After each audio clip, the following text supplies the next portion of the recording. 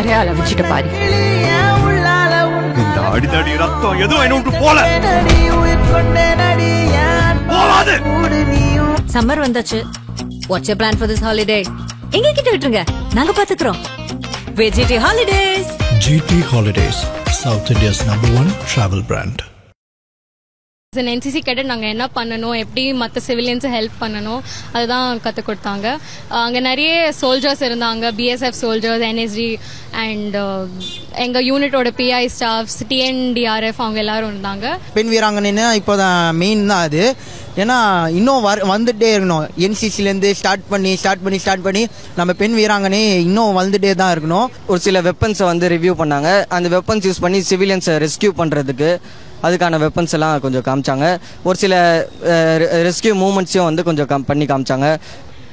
Mach drill, civil defence mock drill பார்க்க கத்த வந்திருக்கோம் இங்க. Like if it all war situations நடந்துருச்சுன்னா நாங்க எப்படி அதை take, like how should be face it, and நாங்க என்ன ஆஸ் அன் NCC கேடட் நாங்க என்ன பண்ணணும், எப்படி மற்ற சிவிலியன்ஸை ஹெல்ப் பண்ணணும் அதுதான் கத்து கொடுத்தாங்க. அங்க நிறைய சோல்ஜர்ஸ் இருந்தாங்க, BSF சோல்ஜர்ஸ், NSG அண்ட் எங்க யூனிட்டோட PI ஸ்டாஃப்ஸ், TNDRF அவங்க எல்லாரும் இருந்தாங்க. அவங்க எல்லாரும் கலெக்டிவா தான் எங்களுக்கு சொல்லி கொடுத்தாங்க என்ன பண்ணணும், எப்படி பண்ணணும்.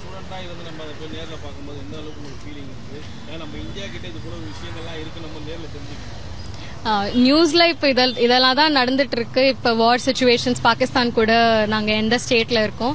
ஸோ உள்ள போய் பாக்குறதுக்கு எங்களுக்கு ஆக்சுவலி ரொம்ப ஹாப்பியா தான் இருந்துச்சு. பிகாஸ் நார்மலா நாங்க இந்த மாதிரி ஒன்னும் பார்க்க முடியாது, உள்ள போக முடியாது, அந்த சிவிலியன் ஜோனே இல்ல அது. But because we are in NCC, we got the chance அங்க போய் பாக்குறதுக்கெல்லாம். So it was very good. And as an cadet நாங்க எப்படி மற்ற பீப்புள் ஹெல்ப் பண்ணலாம் அதெல்லாம் நாங்க கத்துக்கிட்டோம். Yes yes yes. இத பாக்கும்போது எப்படி ஃபீல் ஆகுது உங்களுக்கு? ஏன்னா அதுல வந்து முக்கியமா 2 பெண்கள் தான் இருக்காங்க, 2 பெண் வீராங்கனை முக்கியமா இருக்காங்க. இந்த செய்தியை பாக்கும்போது கேட்கும்போது எங்களுக்கு ரொம்ப ப்ரௌடா இருந்துச்சு சார். பிகாஸ் 22 ஏப்ரல் அப்ப பெஹல்காம்ல நடந்த அந்த டெரரிஸ்ட் அட்டாக் அப்போ லைக் இன்னசென்ட் டூரிஸ்ட் எல்லாரும் அவங்க ஷூட் பண்ணாங்க. It was not cross border terrorism தான். But then military and military like face off பண்ணல, இன்னசென்ட் டூரிஸ்ட் அவங்க ஷூட் பண்ணிக்கிட்டாங்க. ஸோ ஆஸ் எ ரெஸ்பான்ஸ் நாங்க ஆஸ் அ கண்ட்ரி நாங்க ரொம்ப ஸ்ட்ராங்கா we have fought back. And நேற்று நைட் நடந்த strike was totally justified answer for அவங்க என்ன பண்ணாங்க எங்களுக்கு. ஸோ எங்களுக்கு ரொம்ப ப்ரௌடா இருந்துச்சு sir. Yes sir.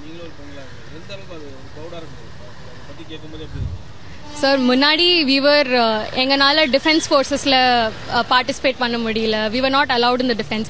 But then இப்போ டிஃபென்ஸ்ல வரதுக்கு அப்புறம் நாங்க NCCல வந்திருக்கோம். Then like tomorrow will join the defence forces and all. அங்க போயிட்டு கூட லைக் இது ரொம்ப ப்ரவுட் மூமெண்ட் தான் சார் எங்களுக்கு. தட் எங்க கண்ட்ரிக்காக நம்மளும் ஏதாச்சும் பண்ண முடியுது, நம்மளும் அவங்களுக்கு ஏதாச்சும் we are able to help the country, fight for the country. So ரொம்ப ப்ரவுட் மூமெண்ட் தான் எங்களுக்கு. Yes sir.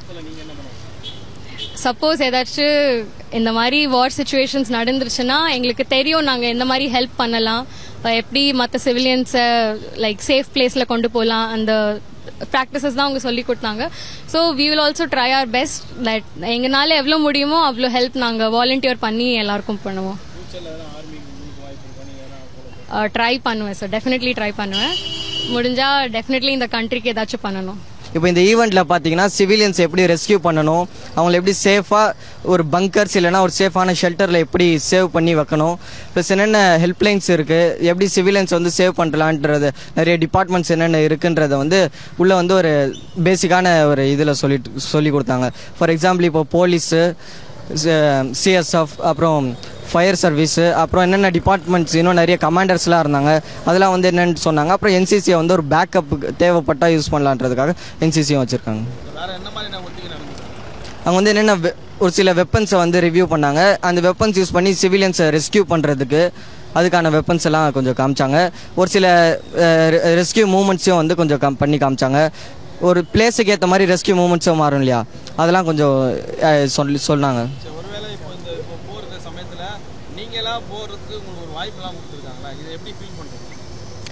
இல்லை போர் அந்த வார் டைமில் வந்து எங்களை யூஸ் பண்ணுவாங்களான்றது எங்களுக்கு தெரியாது. பட் கூப்பிட்டா ஆர்டர் இருந்தால் போகலாம். இல்லை இப்போ கூப்பிட்டு ஒரு ஆர்டர் வந்தால் அது எந்த அளவுக்கு ப்ரௌடாக இருக்கும்? இல்லை நிச்சயமாக இந்த ப்ரௌடாக தான் இருக்குது. ஏன்னா இப்போ college first year second year படிக்கிறோன்ற டைமில் இந்த சின்ன ஏஜில் இப்போ வார், இப்போ அவ்வளோ பெரிய சோல்ஜர்ஸ், அத்தனை கவுண்டில் சோல்ஜர்ஸ், அவங்க ரேங்க்ஸ், அவங்க ஈடாக இப்போ நம்ம போயிட்டு இப்போ வார் ஜோனில் அந்த மாதிரி நின்று இப்போ வார் பண்ணுறோன்ற பட்சத்தில் ப்ரௌடாக தானே இருக்கும். பார்க்கும்போது இந்த ஒத்திகைலாம் பார்க்கும்போது எப்படி இருக்குது? நம்ம நேஷனுடைய ப்ரௌடாக என்னென்ன டைப் ஆஃப் ஃபெசிலிட்டிஸ், டிபார்ட்மெண்ட்ஸ், இப்போ நம்ம ஜஸ்ட் இப்போ வீட்டில் உட்காந்துட்டு இப்போ நியூஸ் பார்ப்போம். இப்போ நியூஸ் பார்க்கும்போது இதை யூஸ் பண்ணி அவங்க ரெஸ்கியூ பண்ணாங்க, இந்த டிபார்ட்மெண்ட்ஸ் இருக்குன்றதை நம்ம நியூஸில் நேரில் பார்க்கும்போது ஆக்சுவலாக ரியாலிட்டியாக அவங்க எப்படி இது பண்ணுறாங்க, எக்ஸாமின் எப்படி இது பண்ணுறாங்கன்றது கிளியராக பார்த்தோம். நம்ம இந்தியாவுக்குள்ளே இவ்வளோ விஷயங்கள் இருக்குது அப்படிலாம் டிபார்ட்மெண்ட்ஸு எப்படி ரெஸ்கியூ பண்ணுறாங்க, ஆப்ரேஷன்ஸ் கமாண்டர்ஸ். நான் வந்து ஷாவுல் மீது இங்கே மண்ணடியில் தான் இருக்கேன். நான் நியூ காலேஜில் இப்போது 3rd year BSc computer science படிக்கிறேன். நான் என்சிசியில் பார்த்தீங்கன்னா கேடட் அண்ட் ஆஃபீஸர், அதாவது செகண்ட் சீனியராக இருக்கேன். எனக்கு கீழே ஒரு 16 ஜூனியர்ஸ் இப்போதைக்கு இருக்காங்க. இன்றைக்கி ஈவெண்ட்டுக்கு பார்த்தீங்கன்னா நாங்கள் நியூ காலேஜ்லேருந்து மொத்தம் 8 பேர் வந்திருந்தோம். நாங்கள் 3 பேர் அடுத்து 5 ஜூனியர்ஸ் வந்திருந்தோம்.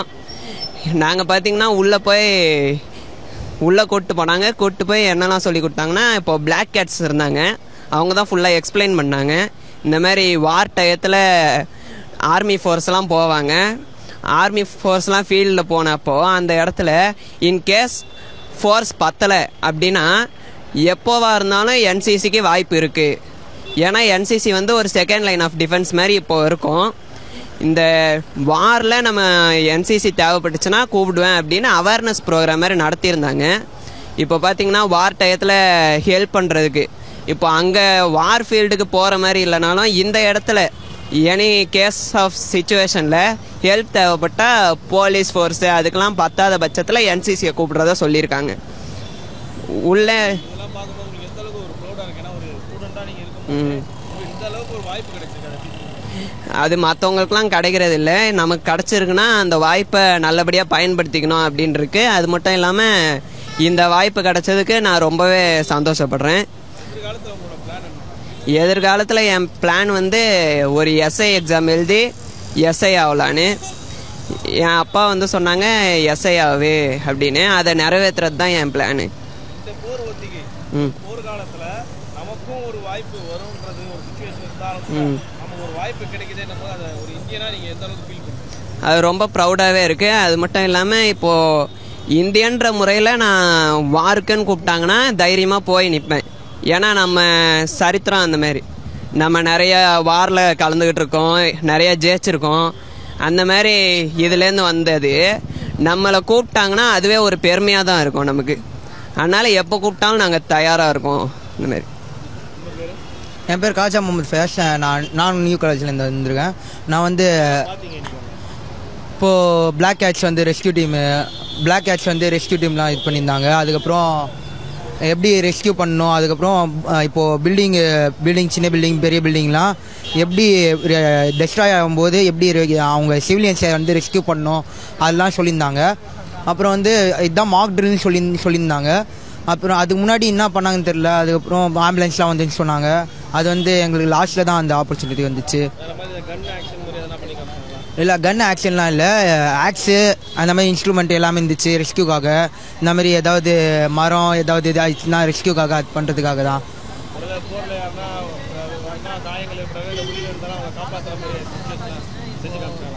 இல்லை ஆனால் அங்கே இன்ஸ்ட்ருமெண்ட் இருந்துச்சு, அந்த மாதிரி ஃபஸ்ட் எய்டு எல்லாமே இருந்துச்சு. அந்த மாதிரி ரெஸ்கியூ ஏதாவது இருக்குன்னா அந்த ஃபஸ்ட் எய்டு எல்லா டீமும் இருந்துச்சு. ஃபஸ்ட் எய்ட் டீமு எல்லா டீமும் இருந்துச்சு. அப்புறம் வந்து ரெஸ்கியூ டீமு, அதுக்கப்புறம் இது ஃபயரிங் டீம் எல்லா டீமும் வந்துச்சாங்க. எப்படி இருக்கு நம்ம இந்தியாவுக்கிட்ட இந்த மாதிரி விஷயங்கள்லாம் இருக்கு? நம்ம போலீஸ்ல இந்த மாதிரி போஸ்ட் இருக்கு, நம்ம பிளாக் கேப்ல இந்த அளவுக்கு போஸ்ட்லாம் செயல்படுறாங்க. அந்த பேர்ல பார்க்கும்போது எப்படி இருக்கு? ஒரு ப்ரௌடாக தான் இருக்கும். ஏன்னா ஒரு ஃபீல் லைக்கிற ப்ரௌட் தான் நம்மளுக்கு. ஏன்னா நம்ம ஒரு இந்தியன்ஸ் சொல்லி அந்த ப்ரௌடுன்னு ஒன்று இருக்குல்ல, அது நம்ம என்சிசிலேருந்து நான் வந்துருக்கேன்னு சொல்லி ஒரு ப்ரௌடாக தான் இருக்கும். Next army defence of the army அப்படி இருக்குது என்சிசி. ஏன்னா ஆர்மியோட நெக்ஸ்ட் என்சிசி ஜூனியரோட இது, அதுதான் எனக்கு கொஞ்சம் ப்ரௌடாக தான் இருக்குது.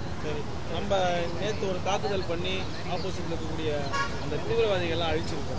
ஒரு இந்தியன், அது 2 பெண் வீராங்கனை தான் பண்ணியிருக்காங்க. இதை பார்க்கும்போது உங்களுக்கு எப்படி ஃபீல் ஆகும்? இன்னும் ப்ரௌடாக தான் இருக்கும் இன்னும்.